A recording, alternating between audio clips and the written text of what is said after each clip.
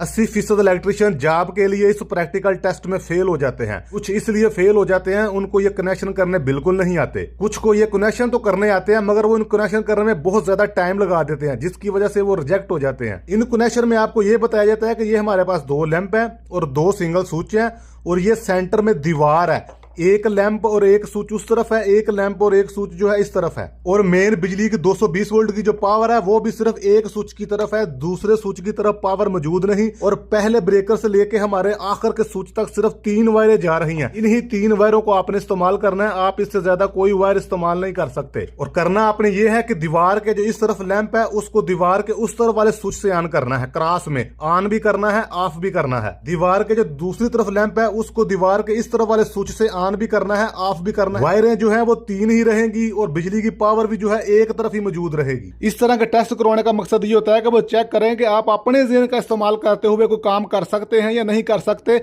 या आप भी दूसरे इलेक्ट्रिशियनों की तरह तारों के कलरों के हिसाब से चलेंगे। ये ब्लैक तार है, ये न्यूट्रल में ही लगेगी, ये फेस में लग ही नहीं सकती। अगर आप अपने जहन का, अपनी स्किल का इस्तेमाल करेंगे तो ये कनेक्शन कर लेंगे। अगर आप तारों के कलरों के हिसाब से चलेंगे तो फिर ये कनेक्शन आप नहीं कर सकते। ये जॉब के टेस्ट के लिए प्रैक्टिकल टेस्ट है, प्रोफेशनल टेस्ट नहीं है जो गवर्नमेंट लेती है, वो और होता है। 3 तारों को इस्तेमाल करने के लिए सबसे पहले हम ब्लैक वायर को इस्तेमाल करेंगे। इसको हम ब्रेकर में मौजूद न्यूट्रल के पॉइंट पर लगाएंगे। फिर इसी ब्लैक वायर को, जो कि न्यूट्रल है, उसको हम अपने ये जो सिंगल स्विच है इन दोनों में से किसी भी एक पॉइंट पर लगा देंगे, जैसा कि हमने अभी लगाया हुआ है। फिर ये ब्लैक वायर आगे जाती जाएगी, इसको हम यहां से कट करेंगे अपने होल्डर की बैक साइड से।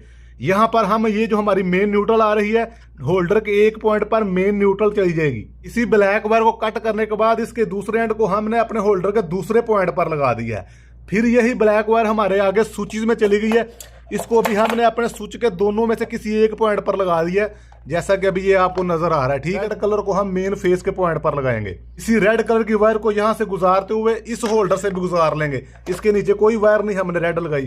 ठीक है, सीधा हम उसको अपने दूसरे होल्डर के किसी भी एक टर्मिनल पर इस तरह ज्वाइन कर देंगे, लूप भी कर देंगे। रेड कलर की वायर के दूसरे एंड को, जो कि मेन फेस है, उसको हम अपने ये जो हमारा स्विच का एक पॉइंट खाली था वहां पर लगा देंगे, जैसा कि आपको नजर आ रहा है। 3 नंबर तार यानी ब्लू वायर का कनेक्शन करने के लिए इस ब्लू वायर को हमने ये जो हमारा स्विच था, इसका ये जो हमारा एक पॉइंट खाली था, यहां पर लगाया है। इसको अभी हमने स्विच से शुरू किया है।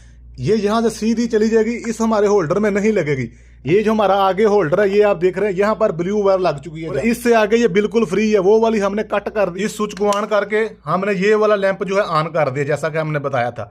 फिर इधर से हमने इसको ऑफ कर दिया और इस लैंप को ऑन करने के लिए हम वो वाला स्विच इस्तेमाल करेंगे। ये देखें, इसको हमने इधर से ऑन कर दिया, फिर इधर से ऑफ कर दिया। आप दोनों को एक साथ ऑन करना चाहते हैं, दोनों को एक साथ ऑन भी कर लें।